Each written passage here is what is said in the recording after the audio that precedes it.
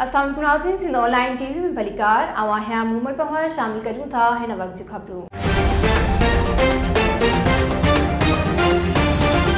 नाज़रीन, मिठियाणी में केटी माइनर में गैर कानूनी नवलीन जरिए बास जमींदार के मुबैना तौर पैसन अवैस पानी विक्रो करे ॾियण वारे अमल खिलाफ गोठ कूड़े जा भाण जे आबादकारन एहतजाजी मुज़ाहिरो करे धरणो हयो। सिंध ऑनलाइन टीवी के रिपोर्टर शाहिद हुसैन सोलंकी की खबर मूजिब मुतासिर आबादकारन मीर नवाज पंवर, एमन अली भट्ट, हाकिम अली सोलंकी, अहमद अली सोलंकी ऐं ॿियनि दाह ॾींदे चयो आहे त असां लखे रुपया कर्ज़ खणी फसल पोखिया आहिनि, पर आपाशी खाते जा अमलदारनि मिली भगत करे पाणी खपाए रहिया आहिनि ऐं असांजा पोखियल फसल सुकी तबाह थी रहिया आहिनि। उन्हनि मुतालबो कयो त तुर्त मुलवस आपाशी खाते जे अमलदारनि खिलाफ़ कदम खणी असांखे मुआशी तबाही खां बचायो वञे। वधीक खबरुनि अपडेट्स जे लाइ ॾिसंदा रहो सिंध ऑनलाइन टीवी।